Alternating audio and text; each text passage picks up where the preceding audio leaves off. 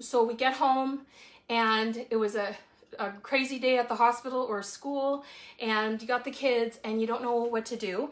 So I'm gonna make like this Buddha bowl that I love. So basically, I don't know, we haven't really talked much in the party yet about steamers.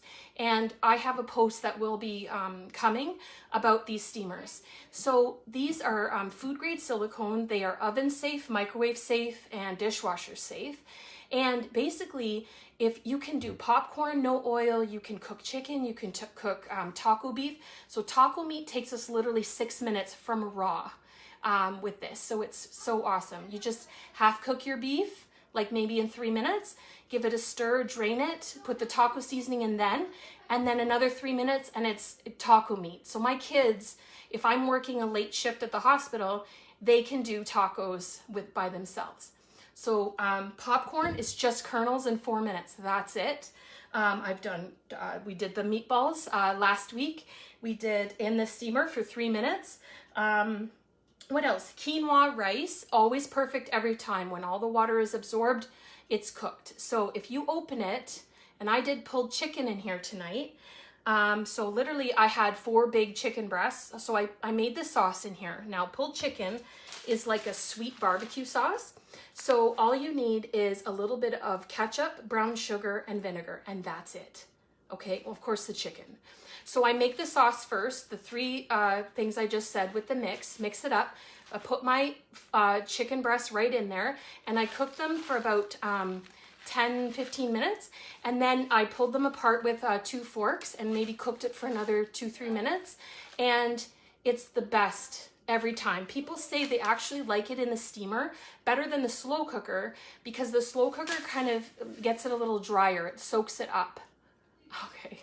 And you'll see that it's very saucy like this, but it's fully cooked. So it's a sweet barbecue, and I don't know any kid that doesn't like it. So some people have been using this. We have pulled pork.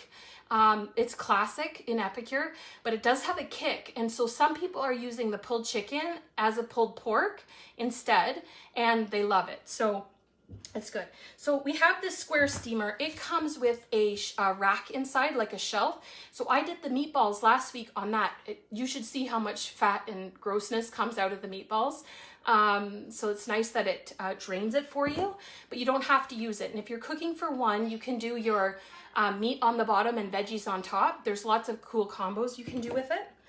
You just want to take the lid off in the microwave and then take it out, because while I love it for traveling because it won't break, you know, you have to be careful. So I take the lid off first and then remove it, okay? But yeah, in hotel rooms when you have a microwave, this is awesome because you can do popcorn and bacon and all kinds of things just right in your hotel room. Okay, so this is our other steamer. It does all the same things. I did rice in this one, but this one, the lid fits. It's almost very snug and it snaps down into it. So and the handles are wider. So it's not as, when the lid's on, it's not as squishy, okay? So what I do with this is I've made rice, and normally I put a little bit of the broth powder in and cook it like that. So if you're doing rice in the steamer, it's best with jasmine or basmati rice, okay? So those are the 2 kinds of rice. And if you use 1 cup of rice, then you're going to use 2 cups of water, and you can throw in whatever spice you want, any dip mix, any broth mix, just to flavor it. But this time what I'm doing is I'm going to follow the Good Food Real Results portioning. And so I'm going to mix all my carbs in here. So I've got black beans and corn, and I'm going to mix this up with taco seasoning. Okay. And our taco seasoning is so good because, you know, it's so full of salt in the store, and you don't need it. Like, you don't miss it.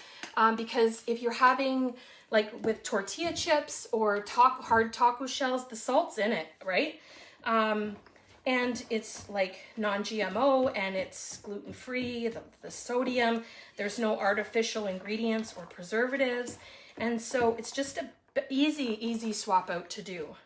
So I just mix this up, and we have portion scoops. So we have 1 scoop for protein, 1 for carbs. And so I like mixing all my carbs together. That way I don't have to like do math. Sorry, teachers. All right, so that's my taco rice. And I could have probably cooked the seasoning right in the rice, but yeah, I don't want it to get too spicy if I infuse it too much. So we have these silicone knives. Well, I should say it's a knife now. The little one is gone. But these are silicone. These are ceramic. So you want to tell your husband, like, this is the most sharp thing you can ever have in your kitchen, right? So it will cut through meats like crazy, peppers, onions, like soft veggies, but you don't want to cut into a bone or like hard rock things because it will chip. And so and you don't want, you know, when they take out the screw out of the wall with a knife, you don't want this one because it might break off, but it is worth it because it's so sharp. Yeah, so I cut up some peppers. I have cherry tomatoes and red onion here. And the red onion gets so thin with this ceramic knife. That's why I love it. And if you use a ceramic knife on lettuce or an apple, they don't go brown and they don't wilt as fast as a metal knife. And yeah, and sometimes metal knives can make the lettuce pick up on a metallic taste, and the ceramic won't do that. So if you need a knife, this one is not that expensive either. So I think it's about 30 bucks. So that's pretty decent for a big cleaver, okay? All right, and lastly, my last piece, I had just a tiny avocado. So guacamole, all it is in the Epicure world is mashed avocado with a squirt of lime juice, and I should have my citrus press because we have the best citrus press, and a little bit of our guacamole seasoning, okay? So avocado, lime, and seasoning, and that's it. And I have a trick. If you get a bag, you know, if you get the big bag of avocados from Costco, let them all ripen at the same time. Make a big bowl of guacamole if you love it. And then what you can do is grab our petite pan. And this is the best because these are 2 tablespoon blocks. So if you're doing baby food, or you just want a 2 tablespoon portion, or you want to bake little individual bites or granola bars or ice, coffee cubes, anything. The beautiful thing is once it's frozen, you just pop them out and you're not wrestling and struggling with it at all. But guacamole freezes beautifully and it won't go brown. So I just make it all at once, and I take my spatula and I smush it all down. I put a little saran on top and I let it freeze, and then I transfer it into a Ziploc for later. And that works out much more cost effectively, so I'm not wasting anything. But these little fidgets, if you put your guacamole in there prepared, they will not go brown because it's basically like canning your guacamole. It just airtight and it won't go brown. So that's a good option too. But the freezer obviously is, you know, safer longer, right? Okay, so now we have that Good Food Real Results program, and with it comes these portion scoops, which it makes it really easy because you don't have to get a calculator and it's not real complicated. But what I do is the meat is 1 cup. So I throw the chicken in, and I like to do little rows and make it pretty. Okay, so then we've got our carb scoop, which is, I think it's a 1/4 cup. Oh, it's a 1/2 cup. 1/2 cup, my bad. I got my carbs, throw that in. It's nice and saucy.